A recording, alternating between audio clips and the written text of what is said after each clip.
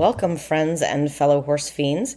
You've landed on Come Ride With Me, a podcast dedicated to helping you find harmony, joy, and success in your riding. I'm your host, Anna Fox of Equine Enlightened. This pod isn't about training your horse, but about training you to be the best partner for your horse. Listen to find out how I use my intention to direct my ride. You'll hear how I decide what to focus on, what to say yes to, and when to redirect my horse. You'll see how not getting frustrated or overwhelmed is the easiest path to sanity and harmony. So, what are you waiting for? Come ride with me. Hey there, horse fiends. Anna Fox with Equine Enlightened again, and we're back with another episode of Come Ride With Me Season 2, Letting Go of Perfectionism. We've been digging into perfectionism, obviously, all season. But today, we're talking about how your perfectionist mindset doesn't just affect you as a person. It shapes your horse, too. And I had a really interesting example of this happen in a lesson just the other week. And so it really got me thinking about it. When we control every detail, we rob our horses of the chance to learn to self-regulate. And that has consequences. Horses in general are built to be in a very flexible state, right? Sort of just roaming and doing horse things. So when we control everything, their turnout, their feed, their companions, their work, their rest,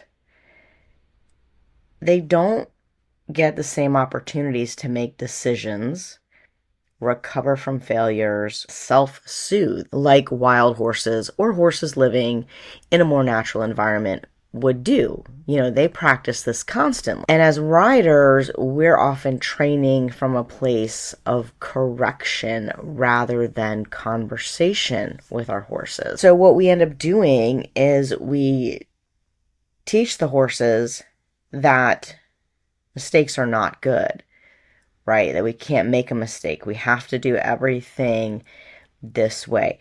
And a lot of that goes back to fear-based thinking, which I've written a blog on, and I think talked about it in last season's podcast. But that's sort of something that's ingrained in us, really as humans, but very much so growing up in the horse world, especially the competitive community, right? Because everything is, you have to do it this way. If you don't do this, horrible, terrible, bad things will happen. And so everything has to be done in a certain way. And when we do that, we aren't open for conversation. We're not open for learning. We're not open for learning how to self-regulate. And we see that a lot of times with riders, right? And their frustrations. But it also happens to the horses. And that's something that we don't often talk about. And I think we need to shed more light on that, because this is something that we are causing as humans, because horses would not have these problems if it wasn't for us. If we remove too much agency from our horses, which is the freedom to make decisions, the freedom to be responsible for themselves, autonomy, we are preventing them from developing coping mechanisms. We see this in human behavior too. So when horses aren't given the chance to problem solve, they'll often default to a shutdown or an overreaction, which would be what people would mostly call fight or flight reaction, right? If you watch a horse who can freely interact with something maybe that's scary or they're just not sure of, usually, or if you present them with a problem, how to get through a small space or something like that, right? If you just watch them try to do something simple, like get around a puddle that's not normally there or whatever, a lot of times they're going to check it out, see if they can figure it out. If they can't, they're going to retreat, right? They're going to go away from it, and then they're going to come back to it. And they've either figured it out or they're going to go through the same thing again and then check out again. Think about when you're working on something difficult. For me, for instance, trying to grow my business in the online space is that's a big learning process for me. So I will often get into something and then I'm like, get overwhelmed with all the information and what I need to learn. And I have to go away from it, come back later or the next day or whatever. But when we are riding our horses and we're saying we have to do this in a 45-minute time frame, we're not giving them that luxury. We're not giving ourselves that luxury either. If we had more of a conversation with the horses going, right, then we would be able to see, oh, this is a little bit hard. Let's get a really good try and then go away from it and then come back to it at the end of the session or something. I do that a lot. You might play with something and then go, oh yeah, that was a really nice try and I get it was hard. Then we go away from it and then we come back to it later. Or we come back to it another day. Just depends on the horse, the difficulty of the movement, what's going on. But when we're just in the mode of we have to do this thing and we have to do it this way and we have to follow these instructions, we're not allowing for that. And the really good example that I had with a client recently was she has a horse that's, since I've known her, had issue cantering. And I say the horse, the rider has really had some fear issues and some issues around cantering. But even when I have ridden the horse and have cantered her, she's always usually started out with what I recognize as like some past trauma behaviors. And so I just kind of ignore it and then it goes away. But of course, it's very disconcerting to her owner, right? And so they've been doing some really great work and they've been cantering really all over the place and it's been really good. But I decided rather, to give them a little bit of a challenge exercise that involved canter, trot, transition, circles, and it went pretty well. And then as they change direction, go to canter in the other direction, the mare's not quite balanced and she trips as she goes up into the canter. And that starts her aversive behaviors, right? And it's basically kind of shaking her head mostly, hopping up and down a little bit. And of course, as a rider, the first instinct, is to grab the reins, correct it, maybe even give some sort of punishment. And I just said, just hold on to your bucking strap. You can let her trot again, whatever. Just ignore it and let it go away. Like, she tripped. She's frustrated with herself. Doesn't have anything to do with you. So just hang out. And the mare came back down to the trot.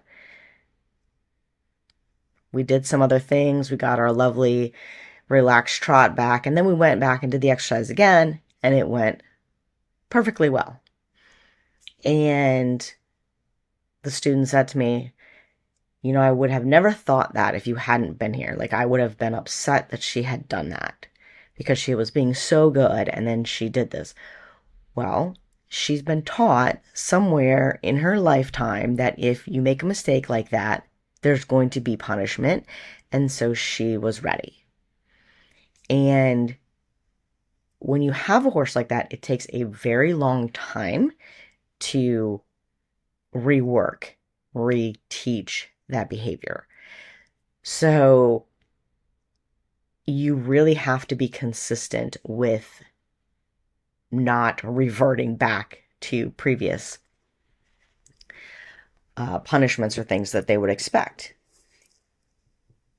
And this student has done a wonderful job with this horse, has really done a great job retraining her. So that one time when she just said, okay, I get it. The mare was happy with that, and she didn't offer to do that again. And she hasn't offered to do it since. Now, if she trips again, might it happen again? Possibly, but I would think it would be less of a reaction because she's learning that we're not punishing her for every misstep, right? And a lot of times, if you don't know that that's a learned behavior from a horse, you can often label it as naughty or they're hot, but it's really just a matter of there's a lot of pressure and they're uncertain about what's going to happen. It's like, how mad do you get at yourself sometimes? Or just how mad do you get, like when you stub your toe on the coffee table or the bed leg? Like, it's there. It's been there, and you just ram your toe into it, or you open the door up into your toe or your face, for God's sake. Like, one of my kids did that the other day. Hilarious, because he was so mad. And he ended up laughing about it because he realized how silly it was to be mad.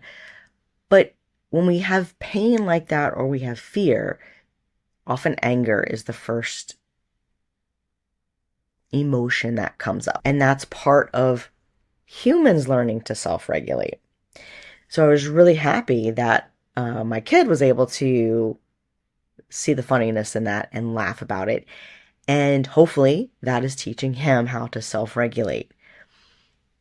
And what we see with riders when they don't learn that is that's when you see the horse stumbles, horse stops at a fence, the horse won't go forward for some reason, and they break out the whip and they're just going to town because they're frustrated,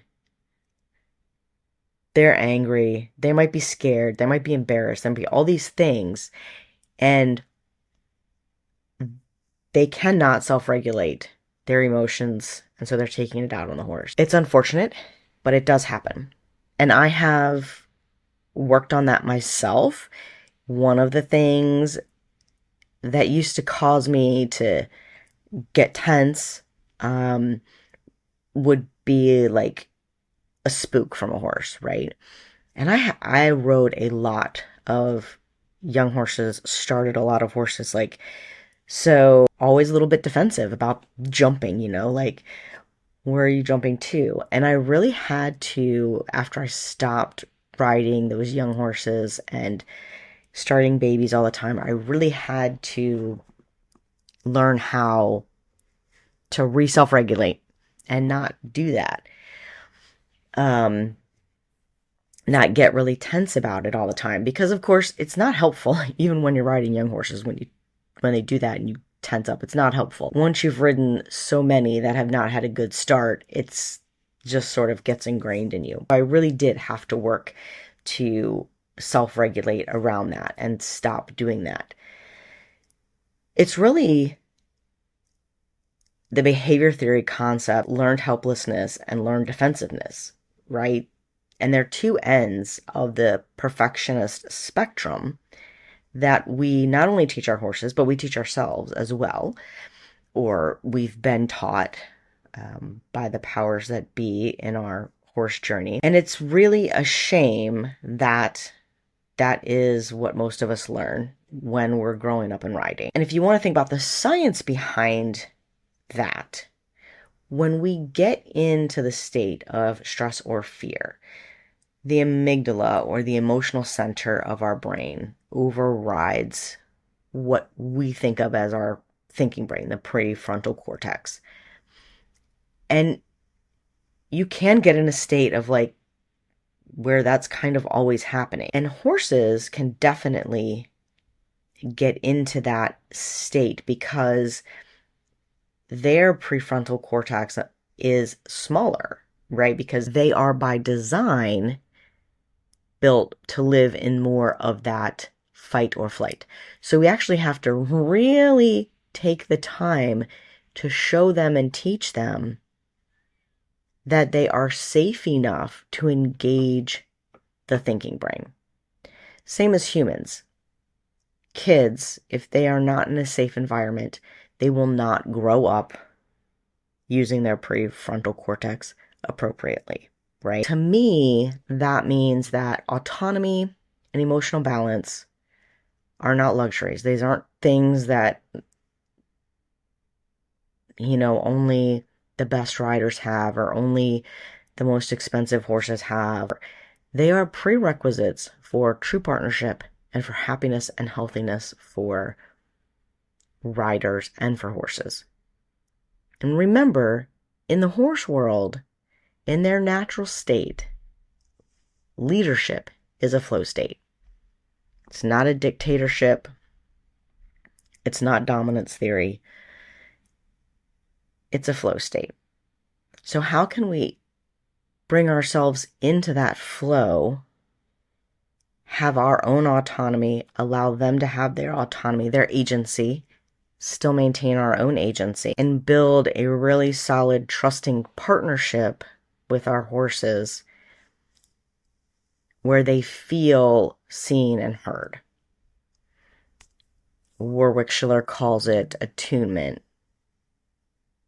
Right? How do we get to that stage? When we're trying to rebuild emotional resilience in humans or in horses, you got to slow down. Right? You have to notice when things are happening and not react to them. This is like one of the core concepts of my teaching is to notice things non-judgmentally. Like you first have to notice something. You first have to be able to realize that it's happening, feel that it's happening, notice it before you can formulate a plan as to how to deal with it. And too many times riders are feeling something or they've been told something, and so this thing happens and they immediately place a judgment on it as, oh, that's bad, that's naughty, that's whatever. And then that is what your brain clings to because you put that emotional tag on your brain. It's funny. It reminds me of in learning how to grow a business online and with like email marketing and things like that. You can put tags on all kinds of things. And our brains are funny like that. If we tag an emotion to a thought, it is there. Like permanently, and it's really hard to get rid of. So you need to learn to just notice what happened. Notice that your horse took a misstep there. Why did that happen? Notice that they don't want to go towards that end of the arena today. Notice things and not attach any judgment or emotion to them. Because our goal is never a mistake-free ride. It's not going to happen. It's horses and riders who can bounce back from mistakes. And what happens when you see really good riders and really good flow states is that they're just recovering quicker. Shit always happens. It's always going to happen. But the quicker that you can get back into what you were doing, when you can just notice that that happened and be like, oops, go back to it, then you're building a partnership and you're actually building something that is going to be a solution. It's going to create that magical ride, that magical partnership that you want. Whereas if you're always worried about that one misstep and preventing it from happening, you can't get into the flow. And as perfectionist riders, you know that, right? Because you've done all the things. But a lot of times you've never been taught how to create a learning space. There's a performance space, but there's not really the space to actually learn the nitty-gritty. And that's what a lot of riders are missing out on today, is the nitty-gritty, the why, the how. And a lot of that is psychological, mental, emotional for riders, for horses as well. So by ditching your perfectionism and learning to embrace mistakes, embrace challenges, notice what is happening without forming any judgment, you really start to create a much better space for you and your horse to learn. A more relaxed environment, an easier place to be. Over-controlling horses, just like over-controlling humans, can create defensive, reactive, and shutdown animals. Mistakes are necessary for true learning. And horses, people often say, will mirror our emotional state.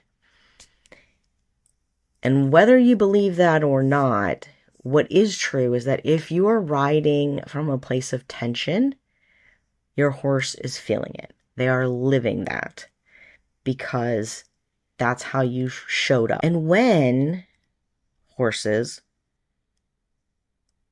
and humans, when you live in that state of tension all of the time, it creates unhealthiness.